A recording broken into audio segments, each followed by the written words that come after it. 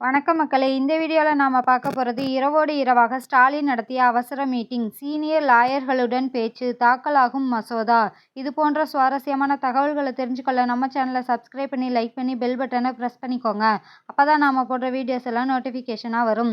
தமிழ்நாடு சட்டசபையில் இன்று முக்கிய மசோதாக்களை தாக்கல் செய்கிறார் முதல்வர் ஸ்டாலின். 2025-26ஆம் ஆண்டின் கூடுதல் செலவுக்கான மானிய கோரிக்கை இன்று தாக்கல் செய்கிறார். அதேபோல் அரசியல் கூட்டங்களை நடத்துவதற்கான வழிகாட்டு நெறிமுறைகளை வகுக்கும் மசோதா தாக்கலாக வாய்ப்பு உள்ளது. நேற்று முதல்வர் ஸ்டாலின் அவசரமாக இது தொடர்பாக சந்திப்புகளை நடத்தினார். ஸ்டாலின் சார்பாக மூத்த வழக்கறிஞர் என்.ஆர். இளங்கோ உள்ளிட்டோரிடம் முதல்வர் ஸ்டாலின் ஆலோசனை செய்தார். அரசியல் கூட்டங்களுக்கான வழிகாட்டு நெறிமுறைகள் அடங்கிய மசோதா நடப்பு சட்டசபை கூட்டத்தொடரில் நிறைவேற்றப்படலாம் என தகவல் வெளியாகியுள்ளது. முதல்வர் மு.க. ஸ்டாலின் இது தொடர்பாக எம்.பி. என்.ஆர். இளங்கோ அதிகாரிகள் உடன் ஆலோசனை செய்துள்ளதால் அந்த மசோதா அதிக கவனம் பெற்றுள்ளதுன்னே சொல்லலாம்.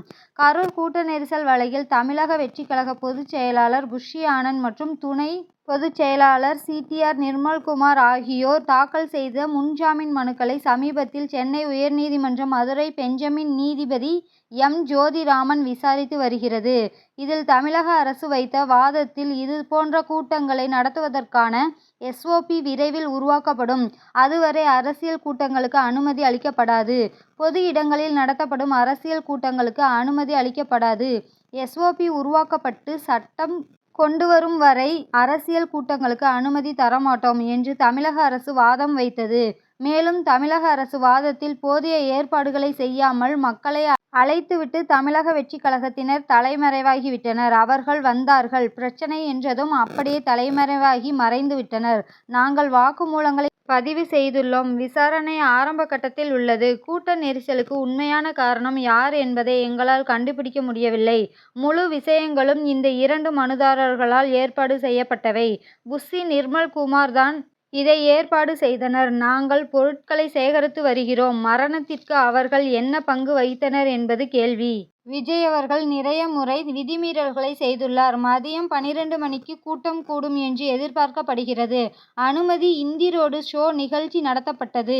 ஏற்பாட்டாளர்களால் கும்பல் ஒரு குறிப்பிட்ட இடத்திற்கு திரும்பிவிட்டது. மேலும் சட்டம் ஒழுங்கு நிலைமை மோசமாக கூடாது என்பதால் விஜயின் ரோட் ஷோவை நாங்கள் தடுக்கவில்லை.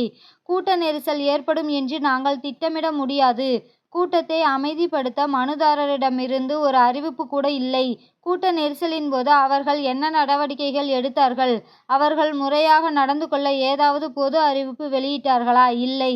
பிரச்சனை என்றதும் ஓடிய தாவேகாவினர் தான் முக்கிய காரணம். பாதிக்கப்பட்ட மக்களை காப்பாற்றக்கூட நினைக்காமல் அங்கிருந்து ஓடிவிட்டார்கள். அவர்கள் அடிப்படை வசதிகளை கூட வழங்கவில்லை. 5 to 7 மணி நேரம் அவர்கள் அங்கேயே நின்று கொண்டிருந்தார்கள். இந்த அலுவலக பொறுப்பாளர்கள் யாராவது என்ன நடவடிக்கை எடுத்தார்கள்?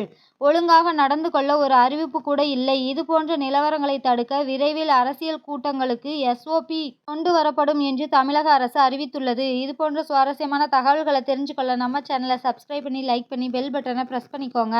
அப்போ தான் நாம் போடுற வீடியோஸ் எல்லாம் உடனுக்குடன் வந்து சேரும்.